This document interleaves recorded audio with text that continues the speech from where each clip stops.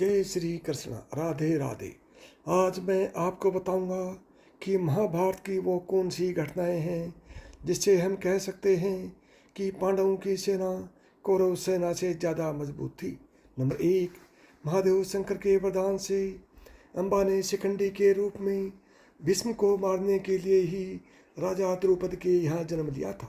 Number 2, Dhrishtadyumna का जन्म द्रोणाचार्यों को मारने के लिए ही हुआ था। इस दृष्टि से युद्ध में द्रोणाचार्य का धृष्टद्युम्न के हाथों मरना निश्चित था। नंबर 3, भीष्म ने शिखंडी एवं पांचों पांडवों को न मारने का निर्णय लिया था। साथ ही पितामह भीष्म ने पांडवों को अपने मरने का उपाय भी बतला दिया था। नंबर 4, कृपाचार्य ने अर्जुन की वीरता का वर्णन करते हुए कर्ण को कहा था कि अर्जुन ने अकेले ही चित्रसेन गंधर्व के सेवकों को युद्ध करके समस्त कौरवों की रक्षा की थी।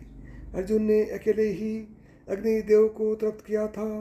किरात वेश में आए भगवान शिव से भी उसने अकेले ही युद्ध किया था। निवात कवच और काल के दानवों को भी उसने अकेले ही मारा था। क्या तुमने अकेले ऐसा कोई युद्ध कर किसी को पराजित किया है? नंबर 5, महाभारत युद्ध के पूर्व ही विराट पर्व के अंतर्गत जब भीष्म, द्रोणाचार्य, कृपाचार्य, कर्ण सभी मिलकर राजा विराट के राज्य पर आक्रमण किए थे, तब अकेले अर्जुन ने सबको पराजित किया था।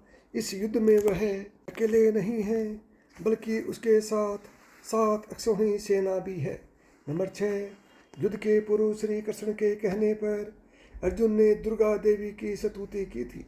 देवी दुर्गा प्रकट होकर बोली, पांडुनंदन तुम नर हो, नारायण तुम्हारे सहायक हैं, तुम युद्ध में अजय हो।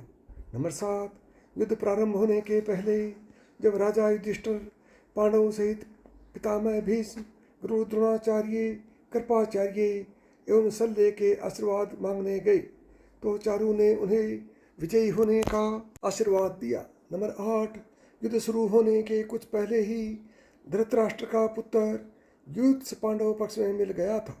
नंबर 9, युधिष्ठिर के मामा शल्य रहे तो धृतराष्ट्र पक्ष में, लेकिन युधिष्ठिर का कहना मानकर शल्य ने कर्ण के रथ का सारथित्व करना स्वीकार किया और सदा कर्ण को निरुत्साहित करते रहे।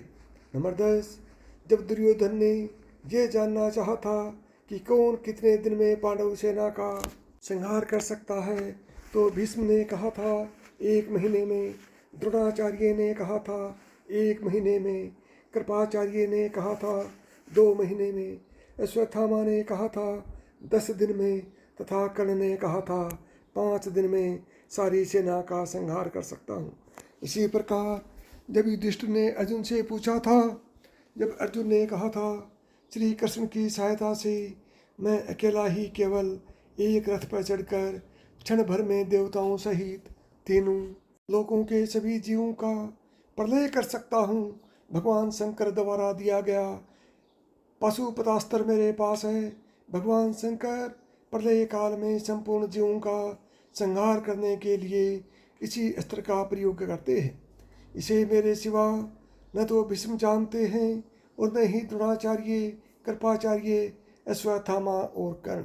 नंबर 11, दुर्योधन के साथ केवल सामरिक संख्यात्मक शक्ति थी जबकि पांडवों के पास सत्य, धर्म एवं न्याय सहित आध्यात्मिक शक्ति थी जिसके प्रतीक स्वयं भगवान श्री कृष्ण थे।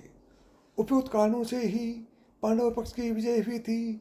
इसे हम महाभारत युद्ध के पश्चात ही जान पाते हैं, तथापि इसे भगवान श्री कृष्ण, भीष्म, गुरु द्रोणाचार्य एवं कृपाचार्य पहले से ही जानते थे। नमस्कार दोस्तों, जय श्री कृष्ण। राधे राधे।